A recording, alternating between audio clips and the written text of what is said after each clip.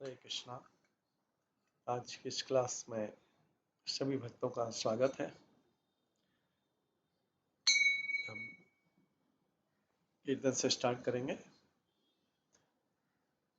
जय राधा माधव कुंज बिहारी, जय गोपी जन वल्लभ गिरिवर धारी,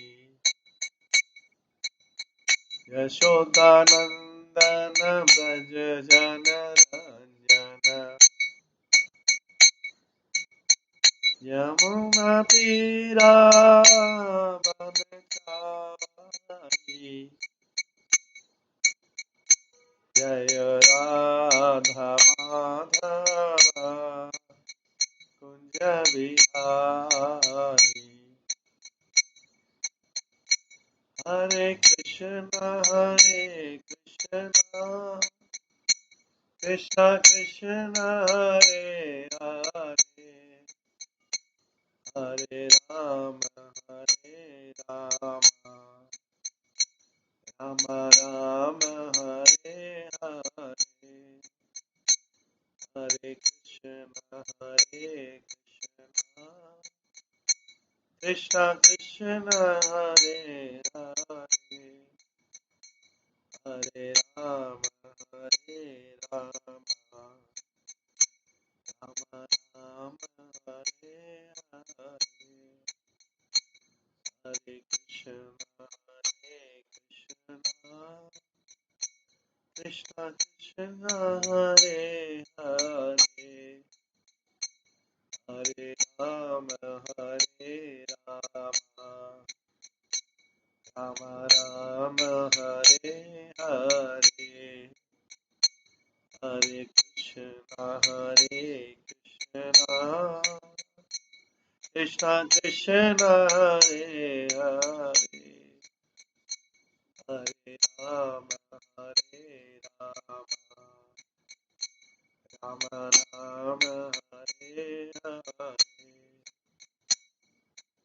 हरे कृष्ण कृष्ण कृष्ण हरे हरे, हरे राम राम राम हरे हरे, हरे कृष्ण कृष्ण कृष्ण हरे हरे, हरे राम राम राम हरे हरे, हरे कृष्ण कृष्ण कृष्ण हरे हरे, हरे राम राम राम हरे हरे, जय राधा गोविंद राधा गोविंद राधे, जय राधा माधव राधा माधव राधे, जय गौर निताय जय गौर निताय, जय जय प्रभुपाद प्रभुपाद प्रभुपाद, जय जय प्रभुपाद, निताय गौर हरि बोल हरि बोल हरि बोल, निताय गौर हरि। श्री श्री राधा गोविंद देव की जय, श्री जगन्नाथ बलदेव सुभद्रा महारानी की जय, श्री श्री गौर निताई की जय, श्री प्रभुपाद की जय, गुरुदेव की जय।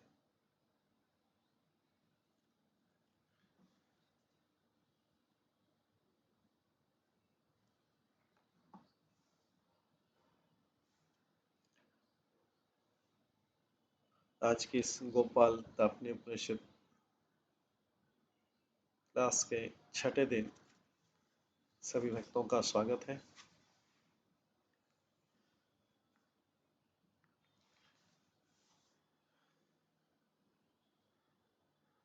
कल हम श्रवण कर रहे थे गोपाल तापनी उपनिषद के दूसरे अध्याय के 31वें श्लोक से,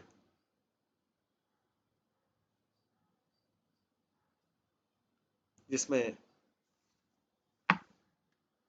वर्णन किया गया था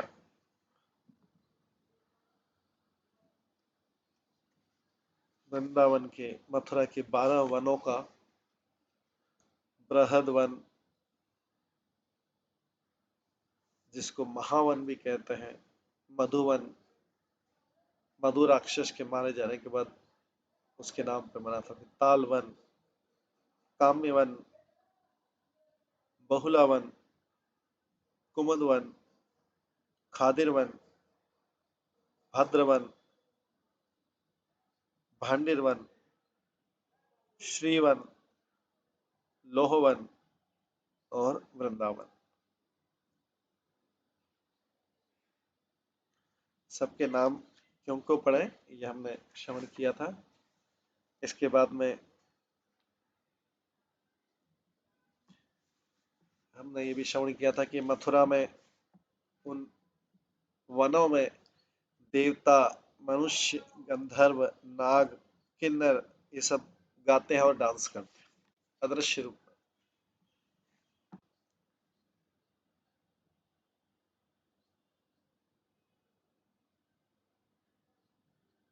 यहाँ पर देवता लोग और सब लोग इसलिए डांस करते हैं कि ब्रह्म का, स्वयं भगवान का नित्य धाम है। देवता और दूसरे तत्व जो है, पंच तत्व भी, जो पृथ्वी, अग्नि, अग्नि, वायु, आकाश, ये तत्व भी सूक्ष्म रूप में वहां पर रहते हैं।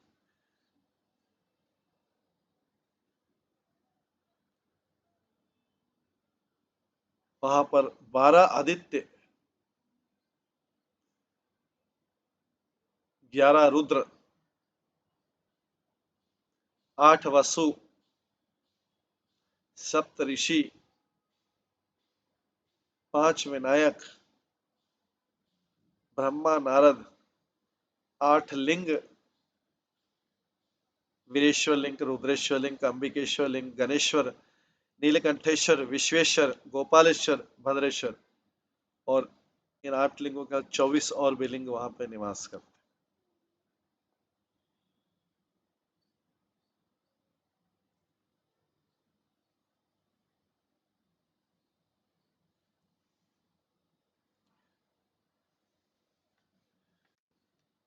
ये जो 12 वन है, द्वादश वन, द्वादश कानन, इनको दो वनों में भी पूरा, 2 वन में ही निवास करते हैं, भद्रवन और कृष्ण वन, उसमें कंबाइन कर सकते हैं।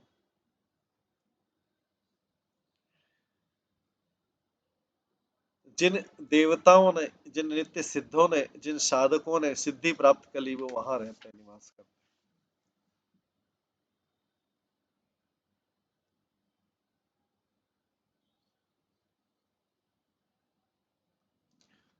इसके बाद हमने ये भी श्रवण किया था कि मथुरा एरिया में बलराम की डीटी जो राम कहलाते हैं, वहां पर प्रद्युम्न की डीटी जो प्रद्युम्न कहलाते हैं, और अनिरुद्ध की भी डीटी, अनिरुद्ध के भी विग्रह हैं, और कृष्ण के विग्रह भी।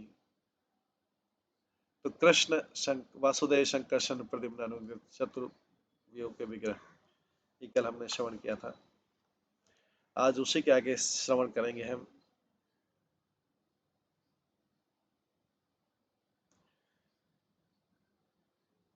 वनेषु एवं मथुराश्व एवं द्वादशमूर्तयो भवन्ति,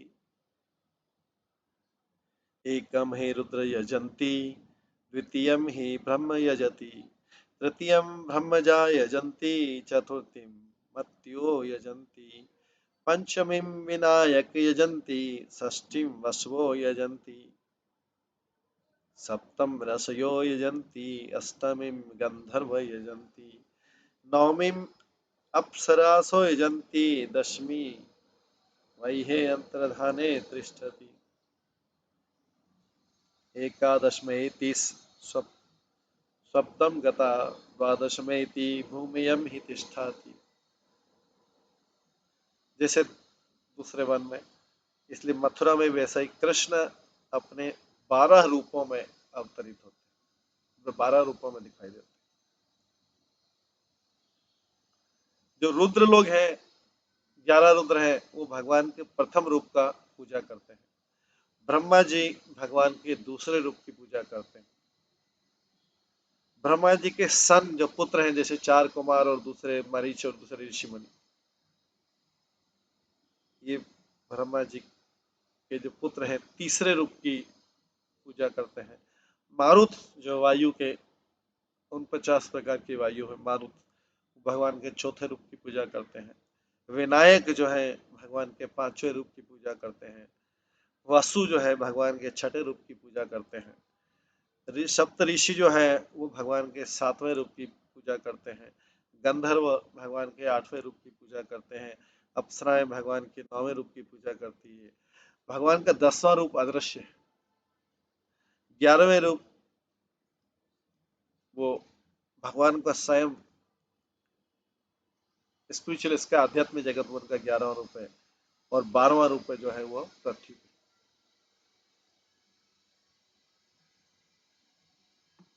तो कृष्ण जो है, इनके जो 12 रूप हैं, अलग अलग लोग अलग अलग तरीके से इनकी पूजा करते हैं।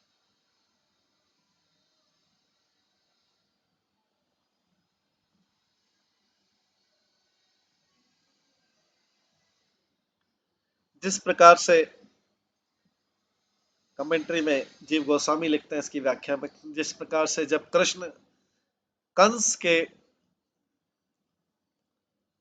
द्वारा बुलाए गए मनुष्य के अरीना में, जो उसकी रंगमंच था, वहां पर पहुंचे कंस को मारने से पहले, कंस का वध करने से पहले, तो वो कृष्ण अलग अलग लोगों को अलग अलग रूप में दिखाई दे रहे थे। एक ही कृष्ण थे, लेकिन कंस को साक्षात मृत्यु के रूप में, कंस और उसके जो साथी थे उनको साक्षात मृत्यु दिखाई दे रही थी। नंद यशोदा को अपना पुत्र दिखाई दे रहा था। देवकी वसुदेव को कभी पुत्र कभी भगवान का रूप दिखाई दे रहा था। वो तो बाद में, उस समय नहीं थे उपस्थित। और गोप ग्वाल बालों को अपना सखा के रूप में दिखाई दे रहा था। गोपियों को अपने प्रेमी के रूप में दिखाई दे रहे थे। मथुरा की स्त्रियों को एक बहुत आकर्षक सुंदर बालक, सुंदर युवक के रूप में दिखाई दे रहे हैं। तो जिसकी जैसी सी दृष्टि थी भगवान कृष्ण उसको वैसे वैसे दिखाई देते। एक ही भगवान कृष्ण थे सब सबको। उसी तरीके से यहाँ पे एक ही कृष्ण के 12 रूप है मथुरा में, और वो 12 लोग अलग अलग तरीके से पूजा करते।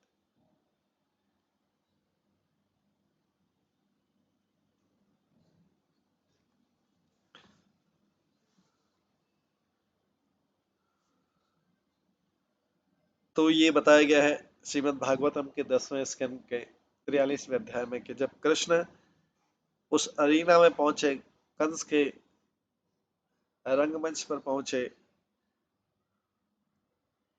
बलराम के साथ में, तो सारे पहलवानों ने उनको बिजली की चमक जैसा देखा।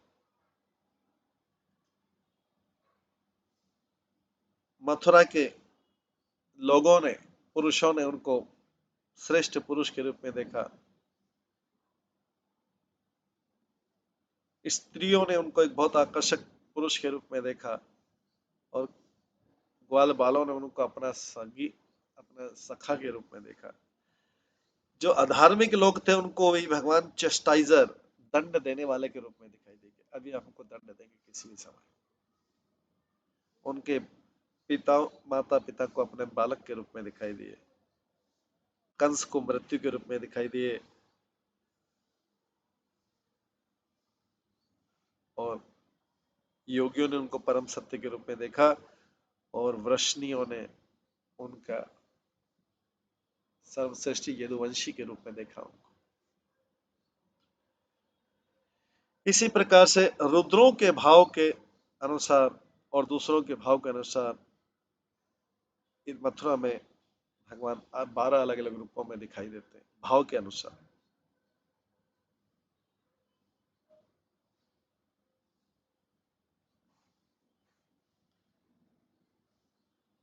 इसमें से जो 10वां फॉर्म है, 10वां रूप है भगवान का, कृष्ण का, वो अंतर्धान रूप।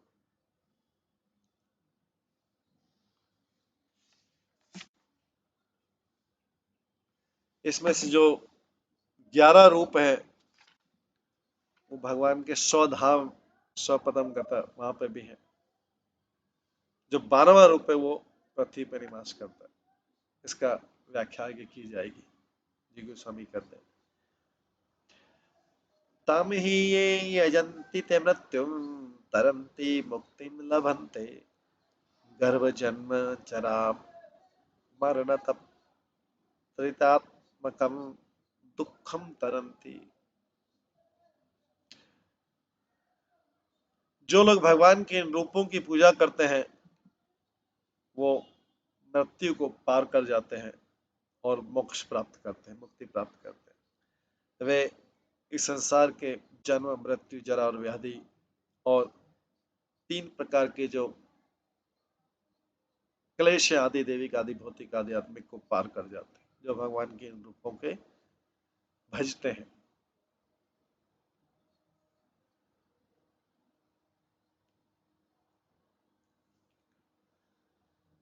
तदपि एत श्लोक भवन्ति, इस बताइए, समर्प्राप्य मथुराम नाम्यम सदा ब्रह्मादि सेवितम शंख चक्र गदा शांग रक्षितम मुसलाधिपि।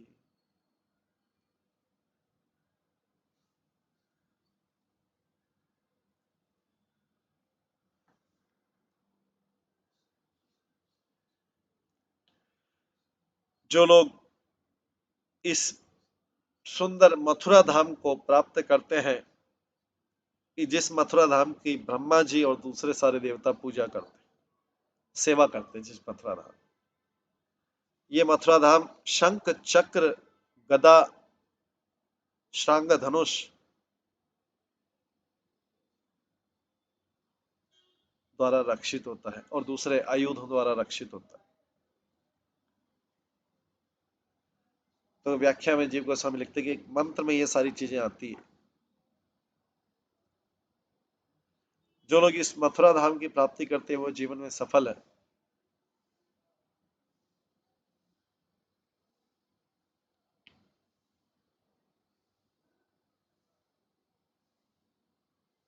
ये मथुरा धाम का वर्णन हो रहा है, वृंदावन का नहीं वर्णन हो रहा, क्योंकि मथुरा धाम में ही भगवान का ये चतुर्भुज रूप और ये सारी चीजें।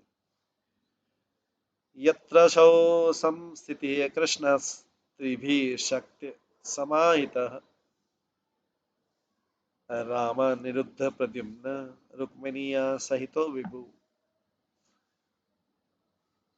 इस मथुरा धाम में कृष्ण, शक्तिशाली कृष्ण निवास करते हैं अपने सर्वश्रेष्ठ लीलाओं के साथ में। उनके साथ में बलराम, अनिरुद्ध और प्रद्युम्न और उनकी शक्ति रुक्मिणी भी रहती।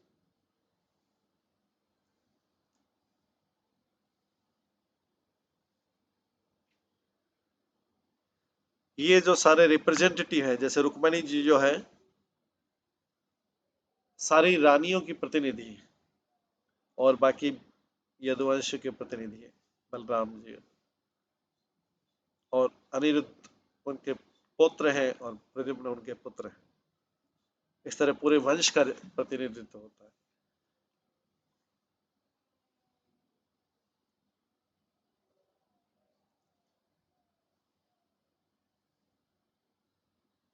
तो ये सब जो चतुर्वेद, प्रद्युम्न, अनिरुद्ध, संकर्षण, ये सब भगवान के चतुर्वेद रूप है, उसका हिस्सा है।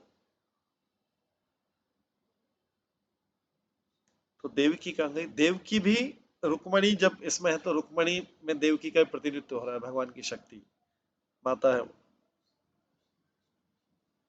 कृष्ण जो है मथुरा में 4 भुजाओं में रहते हैं अपने आविर्भाव शक्ति के साथ।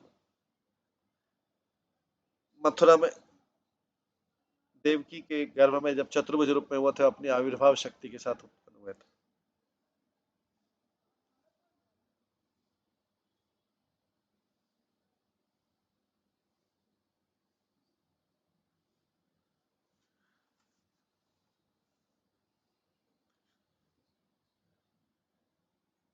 तो यहाँ पर प्रश्न आता था,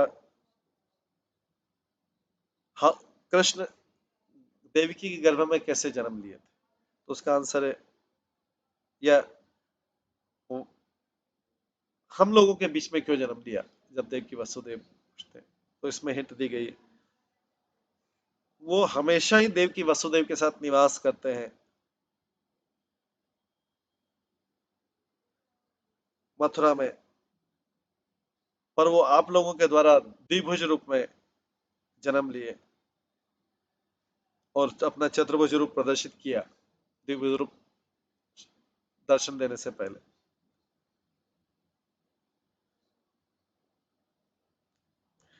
आगे, चतु शब्दो भावे ते को ही ओंकार समुद्रता।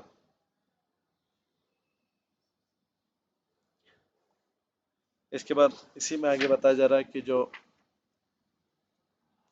कोई व्यक्ति गोपाल का पूजा कैसे करे, ये प्रश्न था। तो इसमें बोला गया कि चार वेद जो मिलके एक ओंकार में आ जाते हैं। ओंकार शब्द है, चार वेद मिलके एक ओंकार शब्द होते हैं। उसके बाद आता है कि कोई व्यक्ति गोपाल की पूजा कैसे करे, तो इसमें फर्स्ट प्रणव,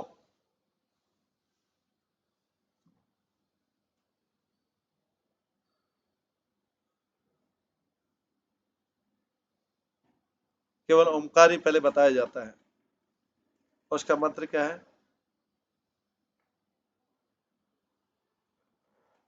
हालांकि नारायण, नारायण के शब्द दुर्वासा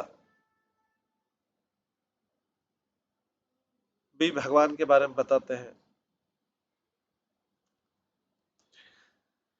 उदाहरण दिया है कि जैसे एक वृक्ष है, एक बीज से उत्पन्न होता है, उसी प्रकार से ओंकार जो शब्द है ये चार वेदों से उत्पन्न होता है और चार वेद मिलके एक ओंकार शब्द में बताते हैं।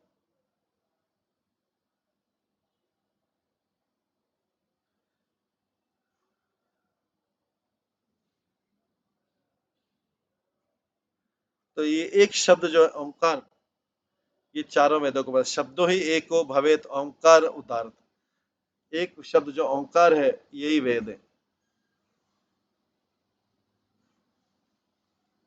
क्योंकि वेदों की ध्वनि और वेदों का मीनिंग इस ओंकार शब्द में है। तस्मादेव परो राजेशति स्वहम इति अवधारी आत्मानं गोपालो अहम इति भावेत। हमें ये समझना चाहिए कि व्यक्ति को के भगवान जो है तीनों गुणों से ऊपर है, भौतिक गुणों से, और व्यक्ति को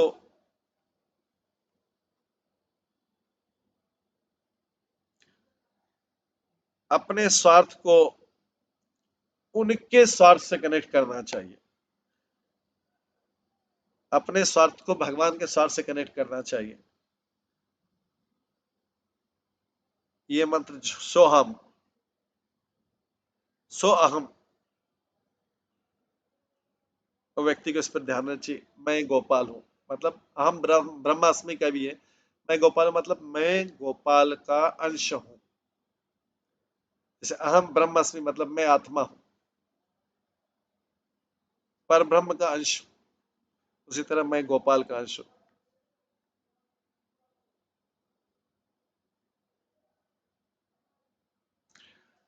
तो इसलिए व्यक्ति को ये जानना जरूरी है कि मैं भगवान का अंश हूं और मेरे स्वार्थ, अपने स्वार्थ की पहचान भगवान के स्वार्थ से करनी चाहिए कि उनका क्या स्वार्थ है। भगवान का वैसे कोई स्वार्थ नहीं है। भगवान का स्वार्थ क्या है? जीवों का जो कंबाइंड स्वार्थ है वही भगवान का स्वार्थ, और जीवों का स्वार्थ है आनंद पाना, तो भगवान उसी आनंद पाने के लिए बता रहे रास्ता। लेकिन जीव के लिए आनंद जो है वो दूसरा है, वो भौतिक जगत के आनंद का सोच रहा है, भगवान सबके आनंद के लिए सोच रहे हैं, आध्यात्मिक आनंद के लिए सोच रहे हैं। तो जी हाँ, ये जीव यहाँ पे अपनी अलग पहचान कर लेता है भगवान से।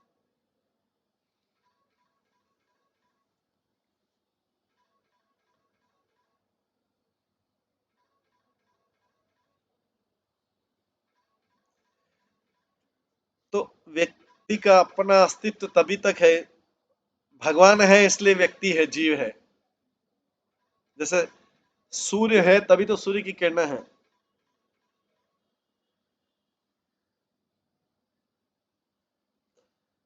Bye satisfying the root one satisfy the branches. अगर कोई व्यक्ति उस गोपाल को संतुष्ट कर ले,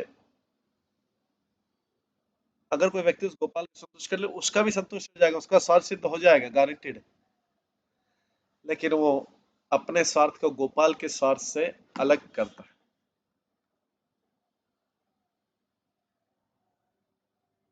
उसका स्वार्थ भौतिक जगत से कनेक्टेड है, जबकि गोपाल जो है भगवान और सबके स्वार्थों की चिंता करता है कि वास्तव में इसके लिए क्या अच्छा है। व्यक्ति अपनी सीमित बुद्धि सोचता है मेरे लिए क्या अच्छा है, जबकि वो उसके लिए वर्स्ट होता है। जो वो सोचता है अपने लिए वो उसके लिए सबसे खराब होता है, लेकिन जो भगवान सोचते हैं सबके लिए वही बेस्ट होता है। क्योंकि जीव की तो बहुत सीमित बुद्धि, इतनी माइन्यूट लिमिटेड।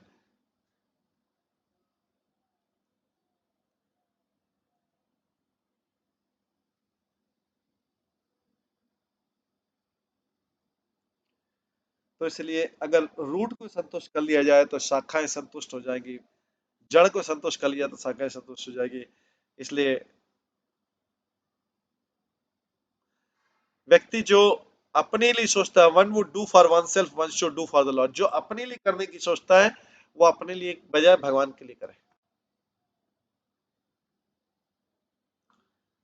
इसलिए जो भी व्यक्ति one would do for one self, जो अपने लिए अच्छा सोचता है वो चीज भगवान के लिए करे।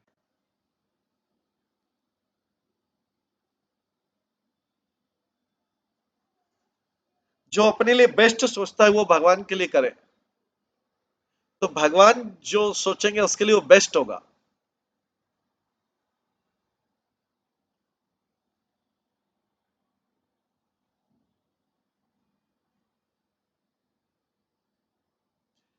भगवान और जीव में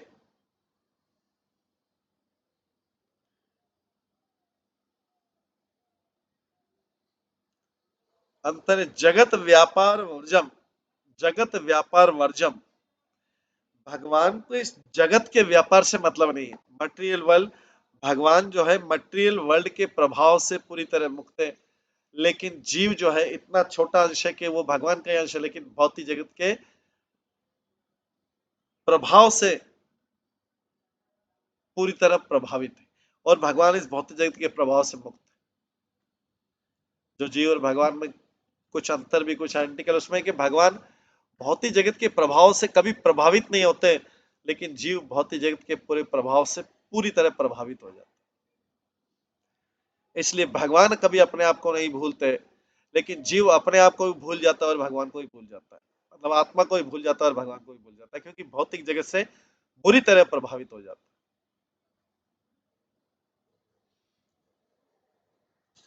भगवान जो कि सब कारणों के कारण है, जिनका नाम गोपाल है, अपने हाईएस्ट रूप में वो प्रकृति के तीनों गुणों से ऊपर है, इनपरसेप्टिबल है, जो उनको कोई समझ नहीं सकता। ये सारे शास्त्रों का सार है। वही गोपाल जो इंडिविजुअल आत्मा है, वही गोपाल ही है। ये गोपाल का अंश तो आत्मा है, वो भी तो गोपाल है।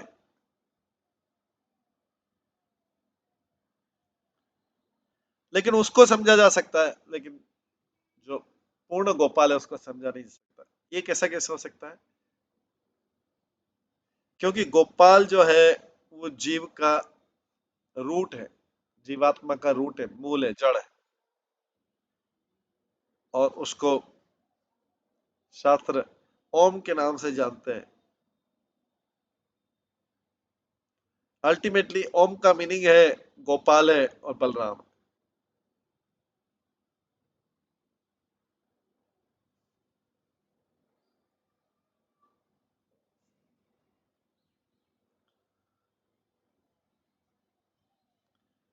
तो व्यक्ति उस गोपाल को जिसका वो अंश है उसको कैसे पा सकता है? ये अगले श्लोक में, सा मोक्षम अश्नुते सा ब्रह्मवत्तम अधिगच्छति सा ब्रह्मविद भवति। जब जीव जो अंश है अज्ञान से फ्री हो जाए, अज्ञान से मुक्त हो जाए। अज्ञान क्या? कि मैं इस भौतिक जगत का जो शरीर है वही मैं हूं, जबकि वास्तव में आत्मा है। तो अगर इस अज्ञान से फ्री हो जाए कि वो शरीर है और ये ज्ञान मिल जाए कि मैं आत्मा हूं, तो वो अपना, उसको अपना आध्यात्मिक रूप, क्योंकि आत्मा आत्मा तो आध्यात्मिक आध्यात्मिक रूप प्राप्त हो जाएगा, और उसको कृष्ण का ही रियलाइजेस, कृष्ण कृष्ण का साक्षात्कार हो जाएगा। केवल बस उसको अविद्या से बाहर निकलना है।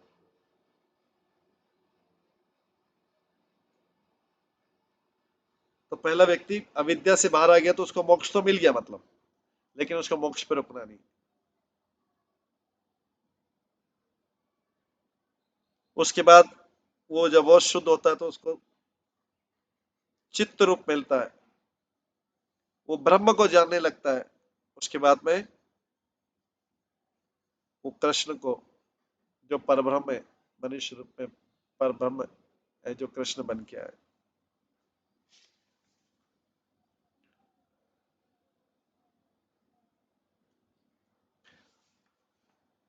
आगे बोला गया है 39 श्लोक में, यो गोपान जीवान वे आत्मनि सृष्टि प्रेत्यमा फलति सा गोपालो भवति हि ओम तद्यत् परम ब्रह्म कृष्णात्मको नित्यानंदिक रूप सोहम ओम तद गोपाल एव परम सत्यम अबाधितम सोहम इति आत्मानाम आद्य मनाक्षयम कुर्यात् आत्मानाम गोपालोऽहम् इति भवेत् स एवक्यो नंतो नित्य गोपालः। इनको गोपाल क्यों बोला जाता है? एक और मीनिंग पता है? गोपाल मतलब गो का पालन करने वाला होता है, या इंद्रियों का पालन करने वाला होता है। गोपाल का मतलब यहाँ बताया गया है, वो जीव को अपना मानता है। गोपाल जीव को अपना मानता है, जैसे कोई किसी व्यक्ति को अपना मानता है, एकदम अपना मानता है, लेकिन दूसरा व्यक्ति बोलता है नहीं, नहीं मैं आपको नहीं मानता। वो बोल रहा है भाई तू मेरा अपना है, वो बोलता है नहीं मैं आपका हूं। इसी तरीके से गोपाल जो है, ये एक्सेप्ट जीवा इज हिमसेल्फ, शुरू से लेके अंत तक, सृष्टि के पहले से लेके अंत तक गोपाल, जीव गोपाल को अपना मानता है। लेकिन जीव जो है भौतिक जगत के प्रभाव के कारण भगवान को अपना नहीं मानता, गोपाल को अपना नहीं मानता। बोलता है कि मेरे अपने जो है लोग इस संसार में, आप तो इस संसार के नहीं हो, तो आप मेरे कैसे हो सकते हो? इस संसार में जो लोग हैं ये मेरे हैं, आप अलग हो मेरे से। तो यहाँ पे जो श्लोक लिख रहे हैं वो बोलते हैं, आई आइडेंटिफाई विद गोपाल हुई, मैं अपने आप को गोपाल से परिचय देता हूँ, परिचय देता हूँ गोपाल से, मैं गोपाल को अपना मानता हूँ, जो कि ओम शब्द में है। कृष्ण परब्रह्म है, आनंद से पूर्ण है, मैं उनसे अपने आप को पहचान करता हूँ अपनी। गोपाल ही परम सत्य है, हाईएस्ट ट्रुथ। व्यक्ति को अपने बारे में मतलब आत्मा के बारे में सोचना चाहिए, और आइडेंटिफाई सेल्फ, और अपने आप को गोपाल से परिचित होना चाहिए। मैं गोपाल का ही तो अंश, मैं गोपाल से ही तो रिलेटेड हूँ, और कौन मेरा रिलेटिव? रिलेटिव होता है मतलब रिलेटेड उससे किसी तरीके से, तो मैं तो गोपाल से रिलेटेड हूँ। व्यक्ति को सोचना चाहिए मैं गोपाल का ही अंश हूँ, मैं आत्मा हूँ। पर गोपाल सब अपने आप को सबको शो नहीं करते, वो असीमित है और नित्य है।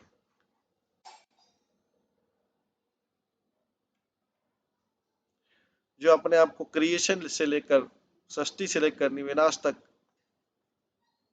विस्तार करते हैं,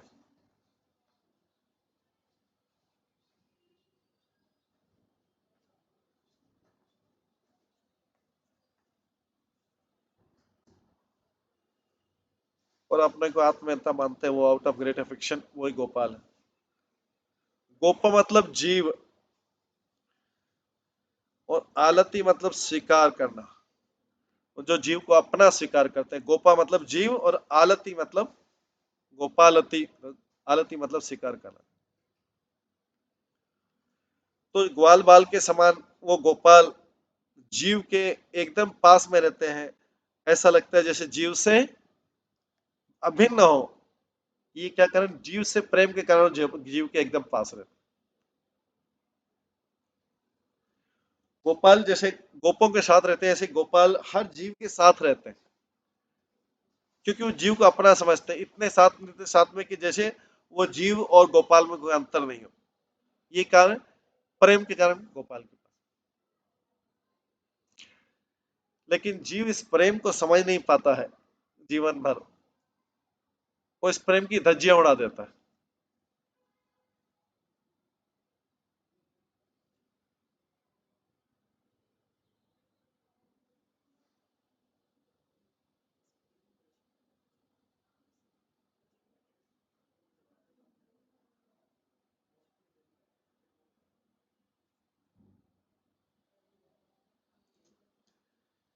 ठीक है, यथा त्वं सह पुत्रेस्तु यथा रुद्रो गणैः सह यथा श्रियभियुक्तोऽहं तथा भक्तो मम प्रिय।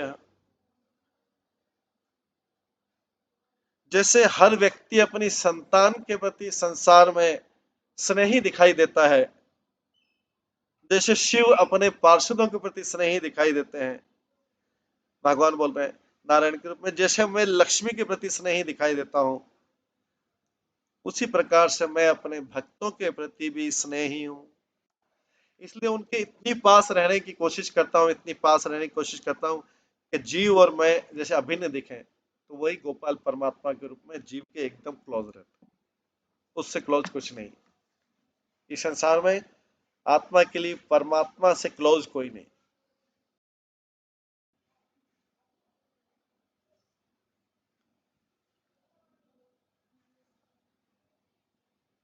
लेकिन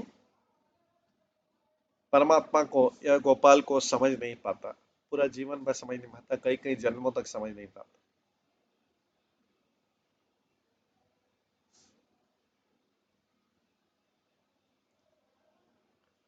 भगवान में so I am affectionate to my devotee. जैसे इस भौतिक जगत में लोग अपने संतान के प्रति स्नेही रहते हैं, शिव जैसे अपने पार्षदों के प्रति स्नेही रहते हैं, जैसे मैं लक्ष्मी के प्रति स्नेही हूँ, उसी प्रकार से मैं सारे जीव, गोपामन से जीव, मैं सारे जीव के प्रति स्नेही हूँ।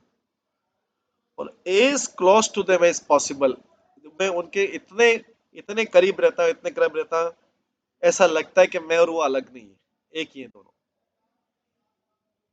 क्यों रहता हूँ? आउट ऑफ अफेक्शन, स्नेह के कारण।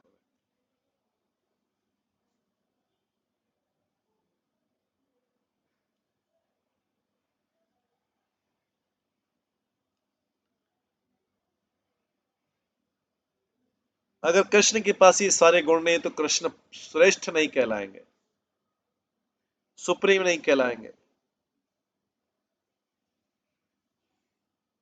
श्रुति मीन्स जब से सृष्टि बनी तब से लेके, प्रयत्न में, पर्यंत मीन्स जब तक सृष्टि रहेगी तब तक।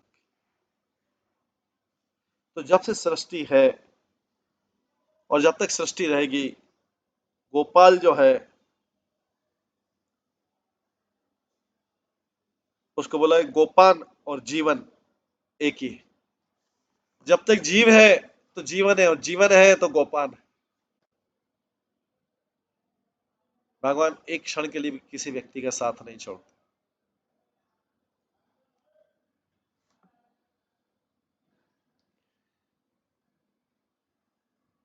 हालांकि फिल्मों में गाना था हम एक दूसरे का साथ नहीं छोड़ेंगे, लेकिन वो कोई बीमार हो जाता है, किसी की डेथ हो जाती है, कोई अलग हो जाता है, कोई जाता है, वैसे ही अलग हो जाते हैं, लेकिन ऐसा वादा करते हैं। लेकिन यहाँ पे गोपाल ऐसा वादा करते हैं कि खाली जीवन ही नहीं, खाली जीवन का नहीं वादा करें, सृष्टि के बनाने से लेकर सृष्टि के अंत तक उसके साथ रहे। सृष्टि करोड़ों करोड़ों करोड़ों करोड़ों साल चलती, करोड़ों करोड़, गिनती नहीं है।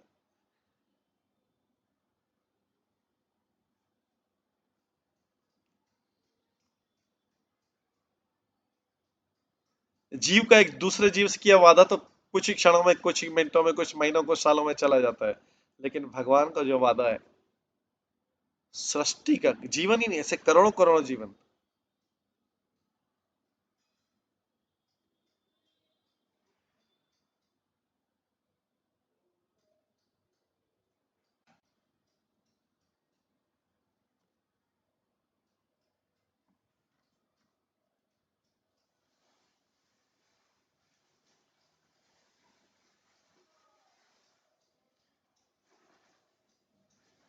इसलिए इसमें आगे कहा गया, जो ओम बोलते हैं ओम वो कृष्ण ही है। गोपाल ही परम सत्य है, अनरिफ्यूटेड इज हाईएस्ट ट्रूथ, परम सत्य है।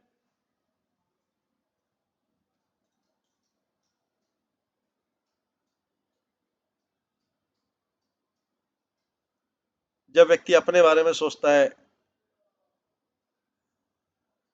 तो उसको सोचना चाहिए गोपाल का ही अंश।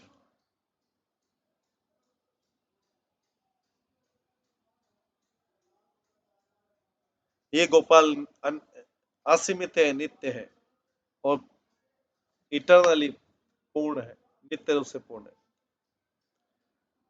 मथुरायाम स्थित ब्रह्मन सर्वदा में भविष्यति, शंकर चक्र गदा पद्म वनमाल व्रतस्तुवे।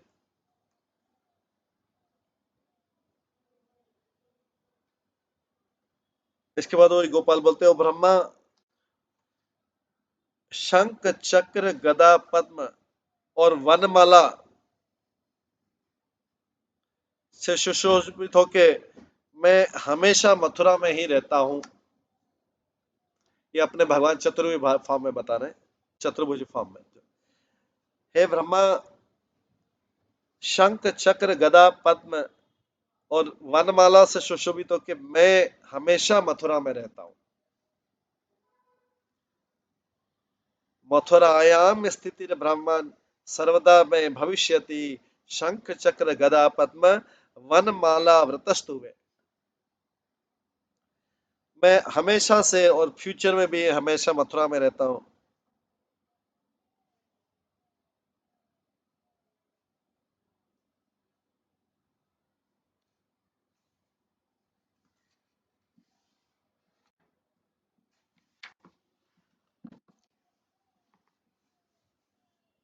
आगे बोलते हैं भगवान, विश्व रूपम परम ज्योति स्वरूपम रूप वर्जितम हृदा माम संस्मरण ब्रह्म मत पदम यति निश्चितम।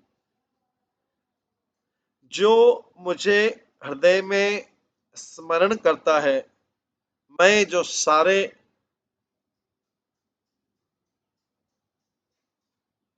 जो अस्तित्व उसका शरण देने वाला हूं। मैं भौतिक तत्वों से मेरा कोई लेना देना नहीं है। मैं अपने अद्भुत रूप में, पूर्ण तेज वाले रूप में रहता हूं। और जो हृदय से मेरे स्वरूप का ध्यान करता है वो सर्टेनली मेरे निश्चित रूप से मेरे धाम को प्राप्त करेगा, क्योंकि उसको जानता है कि मैं सबका शरण देने वाला हूं।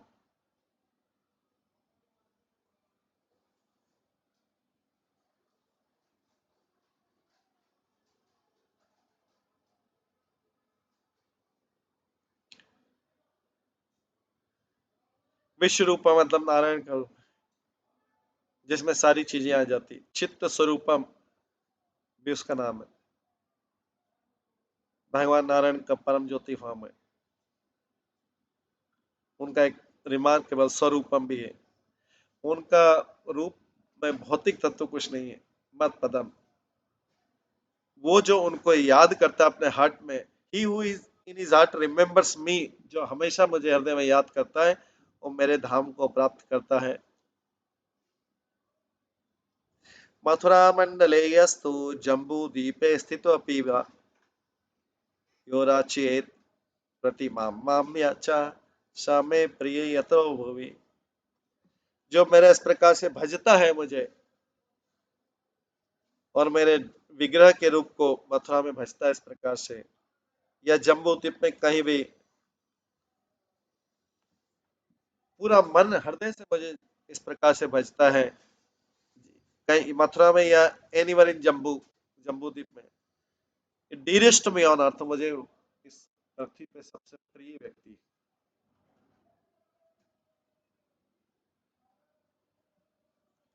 जो मुझे स्वयं जानकर उस प्रतिमा, उस डीटी रूप में मेरी पूजा करता, लेकिन मुझे स्वयं से अभिन्न जान के वो मुझे बहुत प्रिय है। तस्य मदिष्टा कृष्ण रूपी पूज्यस्य त्वया सदा। चतुर्धा चास्याधिकारा भेदवेतेन यन्ति मम।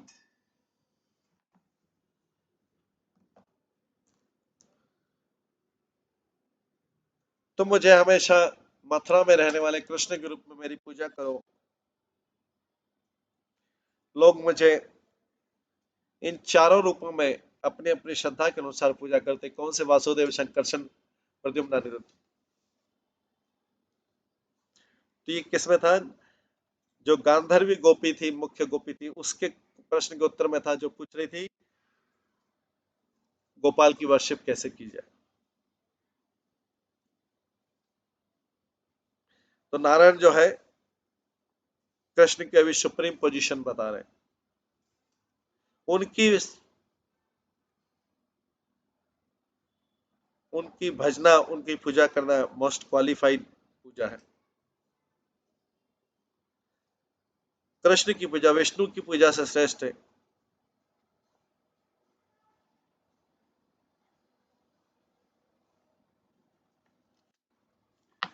इसके बाद आगे, युगानुवर्तिनो लोका यजन्निथा सुमेधसः गोपालम सनुजम राम रुक्मिण्या सह तत्परम।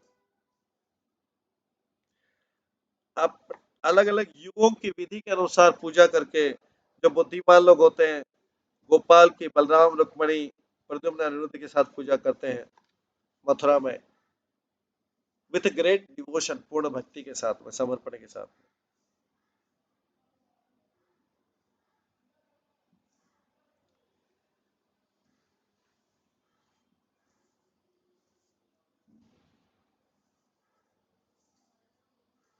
गोपालो अहम अजो नित्य प्रद्युम्नो अहम सनातन रामो अहम अनिरुद्धो अहम आत्मान अर्चयेत बुद्ध। बुद्धिमान लोग अजन्मे और नित्य परमात्मा की पूजा करते हैं, ये जान के कि कृष्ण से अभिन्न है।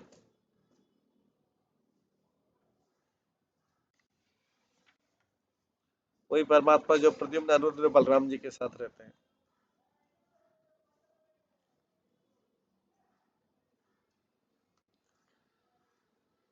मयुक्तेन स्वधर्मेण निष्कामेन विभाषगशः तैरयं पूजनीवा भद्र कृष्ण निवासिभितः। कृष्ण की पूजा भद्रवन के निवासियों द्वारा कई तरह प्रकार से की जाती है। भद्रवन कृष्ण वन के निवासियों द्वारा कृष्ण की पूजा कई प्रकार से की जाती है। मैंने जैसे शास्त्रों में विधि बताई इस प्रकार से।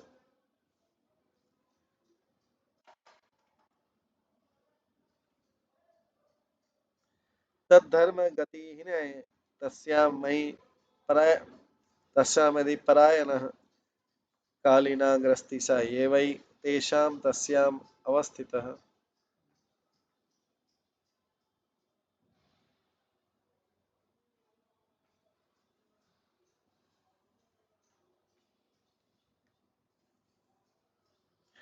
जो इनका मेरे प्रति भक्ति नहीं है,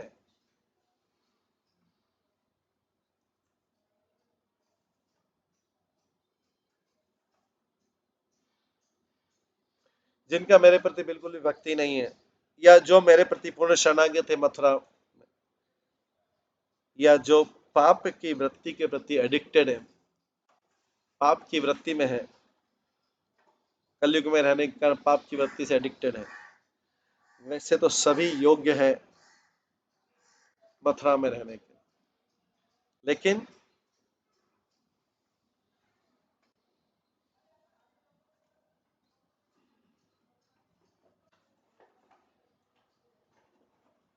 इसमें कहा गया है कि उनके अंदर ग्रेट डिजायर हो मेरे प्रति भजने की, मेरा भजन करने की, मेरी भक्ति करने की ग्रेट डिजायर हो। तो चाहे कोई व्यक्ति पाप से एडिक्टेड हो, जैसा कलयुग के जीव है, या जो पूर्ण शरणागति, या जिसमें भक्ति बिल्कुल नहीं, ये सभी मथुरा में रहने योग्य। All these are considered without distinction become qualified for staying in Mathura.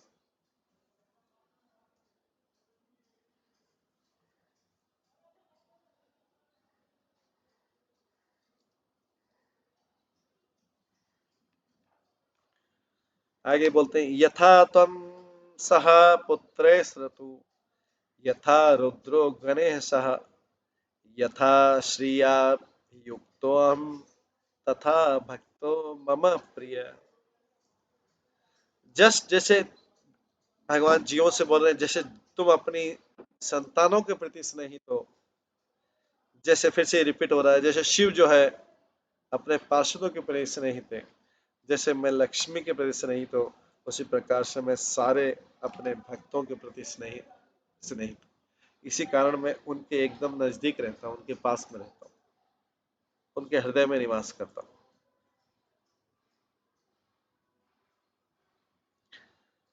सहोवाचब्जायोनि सहोवाचब्जायोनि चतुर्भिर् देवे कथम एको देव स्यात् एकम एकाश्रम यत् विश्रुतम अनेकाक्षर कथम भूतम। ब्रह्मा जी बोलते हैं कृष्ण चार रूप क्यों स्वीकार करते हैं। वासुदेव शंकर ने प्रद्युम्न अनिरुद्ध।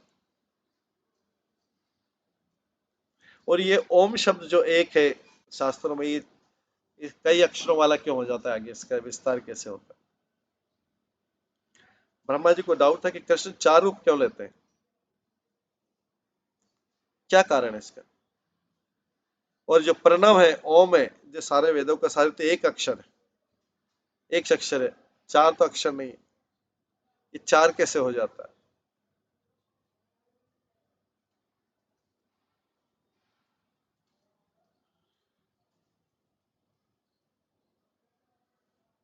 तो उसके आगे बताया गया, नारायण भगवान नारायण बताते क्लियरली, ब्रह्मा जी को बताते हैं स होवाच तमहिव पूर्वम ही एकम पूर्वम ही एकम एव द्वितीयम ब्रह्मास्ति तस्मादव्यक्तम अव्यक्तम एव क्षरम। आगे तस्मादक्षरत महतत्वम महतो वही हमकार तस्मात् एवाहम करत पंच तन्मात्राणि तेभ्यो भूतानि तेन अव्यक्तम अक्षरम भवति। भगवान नारायण ब्रह्मा जी को बोलते हैं सृष्टि के पहले केवल एक ही ब्रह्म था, फिर उस ब्रह्म से शक्ति उत्पन्न हुई इनकी, वो शक्ति अव्यक्त अक्षर ओम है। ओम से महतत्व निकला, महतत्व से अहंकार निकला, अहंकार से, अहंकार में भी तीन प्रकार के जो है, अहंकार से पांच तन मात्रा, और उससे पांच भूतत्व निकले, पंचभूत निकले, और जो अक्षर है उनसे कवर हो गया।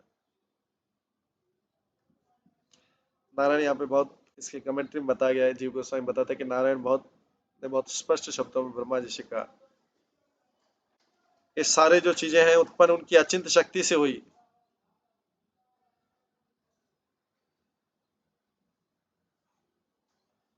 ये एक अक्षर ओम से उत्पन्न हुई, ये इनकी शक्ति है।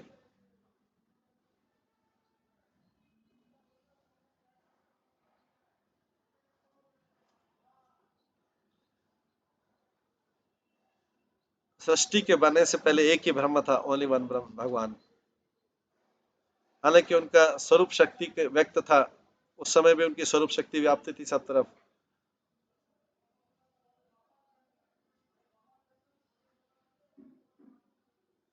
और कोई शक्तियां नहीं थी। उन ब्रह्म से अव्यक्तम टोटल शक्ति निकली, जो सारे यूनिवर्स का कारण है। जो प्रकृति थी और उनका जो आकाश था, ये अव्यक्त थे।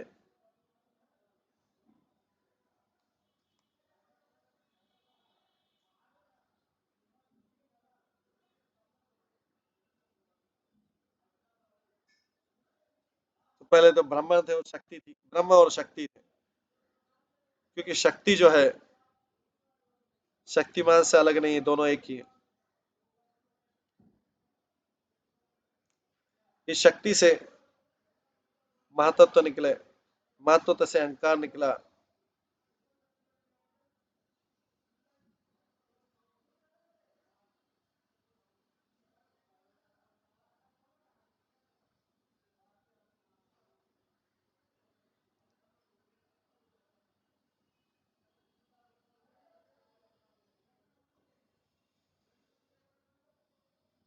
उसके बाद भगवान ने जो इंद्रिय बनाई वो बाहरी रूप से कर दी, जिससे उन इंद्रियों से कोई भी भगवान को नहीं देख सके जब तक वो उन इंद्रियों को इनवर्ट नहीं करे, भगवान की तरफ नहीं मोड़ ले।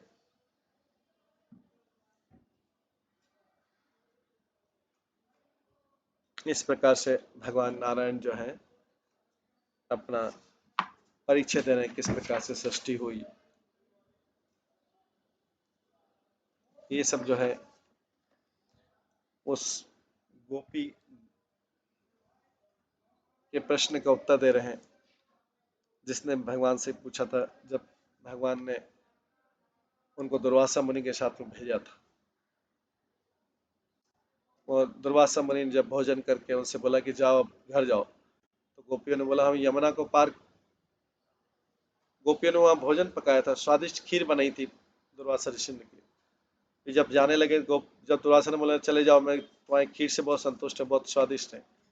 जब गोपियों ने बोला हमने यमुना कैसे पार करेंगे, तो दुर्वासा मुनि बोलते कि जाओ यमुना के सामने जाके बोलो, तो दुर्वासा ने कुछ भी नहीं खाया। उसके एक्सप्लेनेशन में सारी चीज बता रहे हैं कि वास्तव में दुर्वासा ने कुछ नहीं खाया, दुर्वासा ने केवल भगवान को संतुष्ट किया।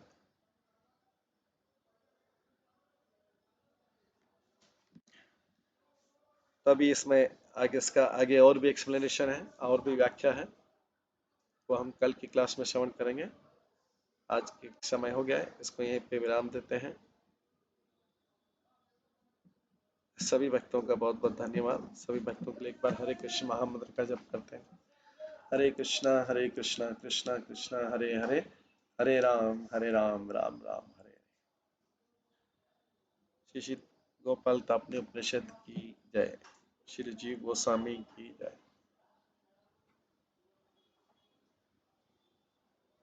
श्री भानु स्वामी महाराज की जय। हरे कृष्ण।